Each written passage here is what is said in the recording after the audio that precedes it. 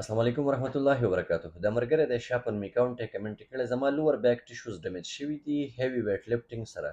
اوس چې کله ډیر ودرېږم مور دین 4 اور نو رائټ سایډ کې پین شروع شي.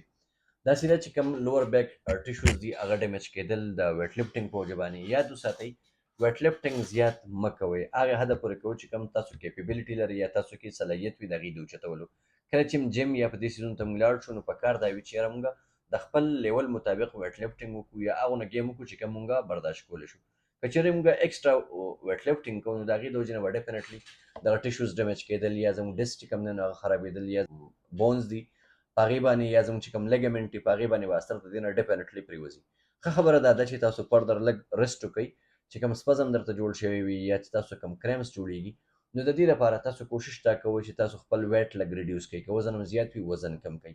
چې کوم د شیاټیکا ارقم نسا یا د ملا د مهرو مریضان دي ستاسو که وزن زیات وي نو تاسو خپل وزن کمولو کوشش وکړئ.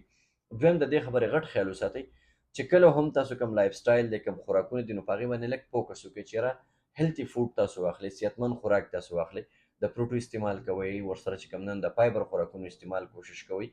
د دې سره سره د چې کوم ډېر زیات فاسټ فوډز دي یا جنکس فوډز دي هغه مطلب اوایډ کوئ یعنې مطلب بوتلې شربت دي دا سیزونه تاسو اوایډ ساتئ.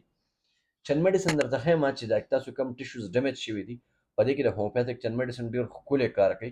یو چې زموږ سره کله هم ټراما وشي یا چې د وزن یا د ویټ لفټینګ په وجه باندې کله هم زموږ انجري راشي یا زموږ پټې ډیمیج راشي یا زخم جوړ شي په پټو کې نو د هغې دپاره د هومیوپیتھک دوه میډیسن ډېر زیات بهترین میډیسن دي. یو ته موږ ارنیکا مونټانا 200 ویلی شو د هغې 15 قطرې سهار یا 15 قطرې ماښام د ډېر تکلیف په صورت کې 2 ټایمه 3 ټایمه هم تاسو استعمالولی شي. چې کله تکلیف کې آرام راشي نو بیا به د ورځې یو ټایم استعمالوئ. دویم میډیسن دی زموږ سره هایپریکم دا په هغې صورت کې کار کوي چې کله زموږ په پټو کې کچاو راغلی وي یا زموږ ډیمیج شوی وي په پټو کې په ډیمیج شوي وي او دا ډېر ټایم یې شوی وي او تاسو ټریټمنټ یا کړی وي څه رسپانس یې نه وي درکړی او یا تاسو څه ټریټمنټ نه وي کړی او وروسته تکلیف شوی وي نو هایپریکم 200 تاسو 15 قطرې روزانه استعمالولی شي.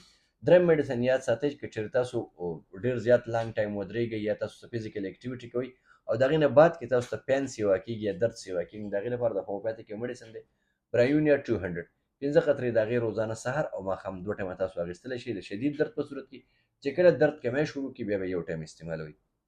د پراپر علاج لپاره بهتره خبره دا ده چې تاسو کوم هم قریبي هومیوپیتھک ډاکټر وي داسې سره رجوع کړئ چې هغې ستاسو پراپر کیس چیکینګ وکړي. که تاسو کوم ایم آر آی سکین کړی وي یا تاسو کوم ایکس ریز کړي وي د هغې به هغه وګوري یا که فردر تاسو ته ضرورت وي نو به تاسو ته سجیسټ کړي ریکمنډ به کړي هغه به وکړي د هغې په بنیاد ورته علاج شروع کړي نو انشاءالله ډېر زیاته فایده به درکړي. دعاګانو کې یاد ساتئ د لوی الله په امان.